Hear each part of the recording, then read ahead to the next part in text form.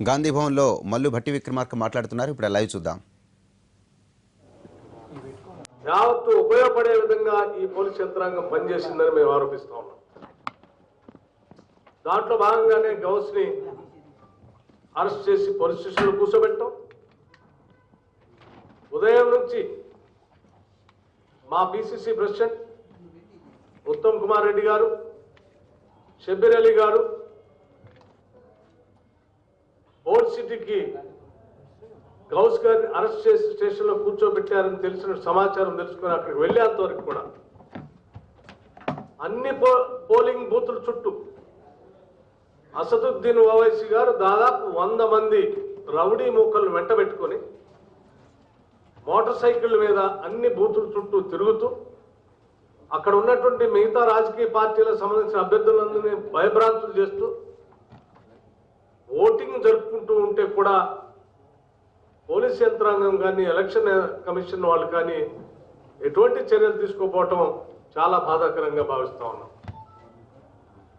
చివరికి తప్పనిసరి పరిస్థితిలో పోటీ చేసిన అభ్యర్థిని పోలీస్ స్టేషన్లో కూబడితే సాక్షాత్తు రాష్ట్ర కాంగ్రెస్ కమిటీ అధ్యక్షులే శాసనమండలిలో ప్రతిపక్ష నాయకుడు అక్కడికి పోయి ప్రత్యక్షంగా చూసి అక్కడి నుంచి ఎలక్షన్ కమిషన్ నాగిరెడ్డి గారికి, రాష్ట్ర ఎలక్షన్ కమిషన్ నాగిరెడ్డి గారికి ఫోన్ ద్వారా అనేక సార్లు సమాచారం ఇచ్చి ఇది అప్రజాస్వామికమైనటువంటి కార్యక్రమం, ఇతను వెంటనే విడుదల చేయవలసిందిగా, మీరు దీంట్లో వెంటనే ఇంటర్ఫీర్ కావాల్సిందిగా కోరిన మీదట వదిలిపెట్టి ఆ అభ్యర్థిని వదిలిపెట్టిన తర్వాత పిసిసి ప్రెసిడెంట్ షబ్బీర్ అలీ గారు బయటకు వస్తా ఉంటారు. సాక్షాత్తు ఒక పార్లమెంట్ సభ్యుడు ఉదయం నుంచి అన్ని పోలింగ్ బూతుల చుట్టూ ఏ రకంగా అయితే ఆ రౌడీ మొక్కలు వేసుకొని తిరిగి మిగతా వాళ్ళని భయభ్రాంతులు చేశాడో, చివరికి పిసిసి ప్రెసిడెంట్ కూడా శాసనమండలిలో అపోజిషన్ లీడర్ను కూడా ఒక కేబినెట్ ర్యాంక్ హోదా కలిగినటువంటి అభ్యర్థి షబ్బీర్ అలీ గారు, ఒక జాతీయ పార్టీ అధ్యక్షుడు ఉత్తమ్ కుమార్ రెడ్డి గారు, అటువంటి వారిని కూడా కారు చుట్టూ తన 100 మంది రౌడీలతో చుట్టుముట్టి ఆ కారు అద్దాలు పగలగొట్టి మీరు ఎవరెక్కడ రావడానికి, ఇది మా ఇలాకా, అసలు దీంట్లోకి మీరు ఎట్లా వస్తారని సవాల్ చేస్తూ అద్దాలు పగలగొట్టమనంటే అసలు నిజంగా ఓల్డ్ సిటీలో ప్రజాస్వామ్యం ఉందా? ఎన్నికలు సజావుగా జరిగాయా? పోలీస్ యంత్రాంగం అసలు ఎన్నికలు జరిపేటువంటి కార్యక్రమంలో ఉందా అనేటువంటి అనుమానం రాష్ట్ర వ్యాప్తంగా కలుగుతాం. ఈ రాష్ట్ర ప్రభుత్వానికి ఒకటే హెచ్చరిస్తా ఉన్నాం, ప్రజాస్వామ్యయుతంగా నడపాల్సినటువంటి ప్రభుత్వం ప్రధాన ప్రతిపక్ష పార్టీకి సంబంధించినటువంటి అధ్యక్షుడి మీదనో అపోజిషన్ లీడర్ మీదనో దాడి చేసి భయభ్రాంతులు గురి చేసి వన్ సైడెడ్గా ఎన్నికలు జరిపించుకొని హైదరాబాద్ నగర కార్పొరేషన్ ని గుప్పెట్లో పెట్టుకోవాలన్నటువంటి నువ్వు ఆలోచన చేస్తా ఉన్నావేమో. ఇది సరైనది కాదు. ఈ దాడి ఒక్క ఉత్తమ్ కుమార్ రెడ్డి మీదనో షబ్బీర్ అలీ మీదనో జరిగినటువంటి దాడిగా మేము భావించట్లేదు. యావత్ ప్రజాస్వామ్యం మీద జరిగినటువంటి దాడిగానే మేము భావిస్తా ఉన్నాం. కాంగ్రెస్ పార్టీని చూస్తూ ఊరుకోవడానికి సిద్ధంగా లేదు. ప్రజాస్వామ్యాన్ని కాపాడటం కోసం, ఏ స్థాయికైనా ముందుకు వెళ్ళటం కోసం కాంగ్రెస్ పార్టీ ఆలోచన చేస్తా ఉంది. ఈ ప్రభుత్వాన్ని డిమాండ్ చేస్తా ఉన్నాం, అభ్యర్థిని అన్యాయంగా అరెస్ట్ చేసి పోలీస్ స్టేషన్లో కూర్చోబెట్టిన సంబంధిత అధికారులపైన వెంటనే చర్యలు తీసుకోవాలి. పిసిసి ప్రెసిడెంట్ పైన, షబ్బీర్ అలీ గారి పైన దాడి చేసినటువంటి అసదుద్దీన్ గారి పైన, ఆయన పక్కన ఉన్నటువంటి వందలాది మంది రౌడీల పైన కేసులు పెట్టి చట్టపరంగా చర్యలు తీసుకోవాలి.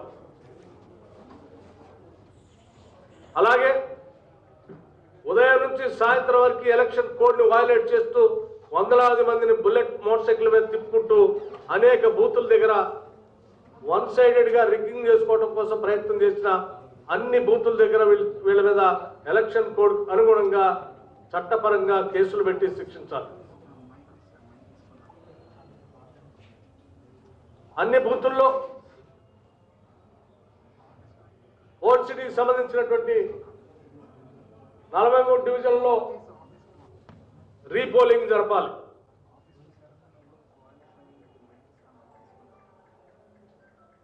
దీనికి సంబంధించి ఎలక్షన్ కమిషన్ కి పార్టీ పరంగా మేము రాతపూర్వకంగా కూడా విజ్ఞప్తి చేయబోతా ఉన్నాం. ముఖ్యమంత్రి, హోంశాఖ మార్చులు జరిగినటువంటి సంఘటన మీద వెంటనే స్పందించి తగు విధంగా మేము కోరిన డిమాండ్ల ప్రకారం నిర్ణయాలు చేయకపోతే తప్పనిసరిగా కాంగ్రెస్ పార్టీ వీళ్ళకి ఏ రీతిలో బుద్ధి చెప్పాలో ఆ రీతిలో తగు విధంగా బుద్ధి కూడా చెప్తామని ఈ సందర్భంగా మీ ద్వారా ఈ రాష్ట్ర ప్రభుత్వానికి హెచ్చరిస్తా ఉన్నాం.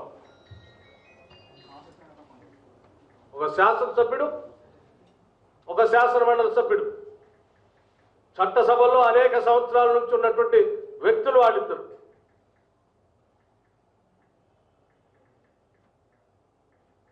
ఒక జాతీయ పార్టీకి సంబంధించిన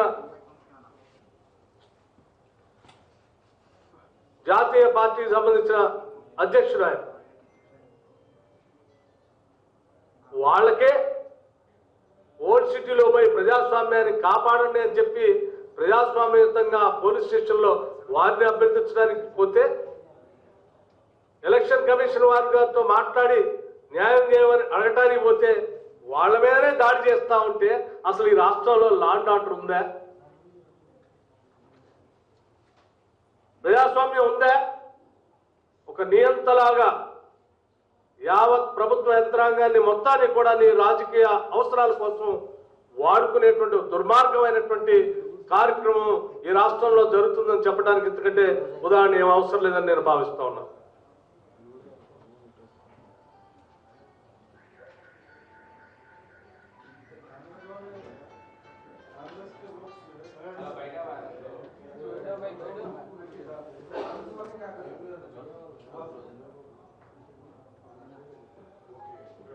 Congress party believes in democratic process. As per the election procedure, a code, I think we are not allowed to carry hundreds of people to the polling stations. People who don't believe in democratic setup, people who believe in Gundaism, people who believe in hooliganism, people who doesn't want to respect the democracy only behave in these kinds of system. We condemn it and we request the Government and Election Commission to follow the rules and regulations of the election code and take necessary action.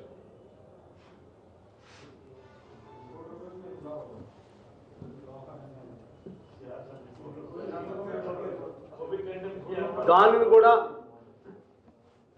కూడా తీవ్రంగా ఖండిస్తా ఉన్నాం. ప్రజాస్వామ్యంలో 4వ స్తంభంగా ఉండేటువంటి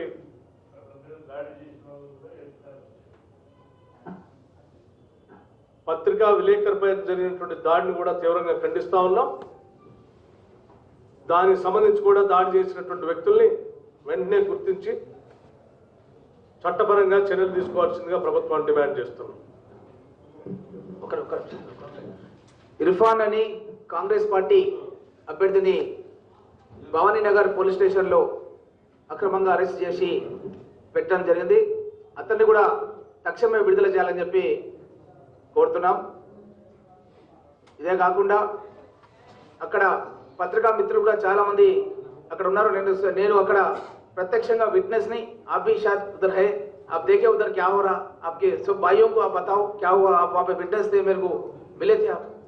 तो దౌర్జన్యంగా మహమ్మద్ గౌస్ని అక్రమంగా పోలీస్ స్టేషన్లో పెట్టి ప్రజాస్వామ్య వ్యవస్థలో ప్రచారం కూడా చేసుకొని అని పరిస్థితులలో ఈ యొక్క టిఆర్ఎస్ ప్రభుత్వం ఎంఐఎం రెండు కూడా కుమ్ముక్కైపోయి అతను అక్రమంగా పోలీస్ స్టేషన్లో పెట్టే సందర్భం లోపల నేను పిసిసి అధ్యక్షులు ఉత్తమ్ కుమార్ రెడ్డి గారు అదేవిధంగా షబీర్ గారు కలిసి అక్కడికి వెళ్ళినప్పుడు దౌర్జన్యంగా కారు పైన అటాక్ చేసి అద్దాలు పలగొట్టడం జరిగింది. దీన్ని మేమంతా కూడా ఖండిస్తున్నాం.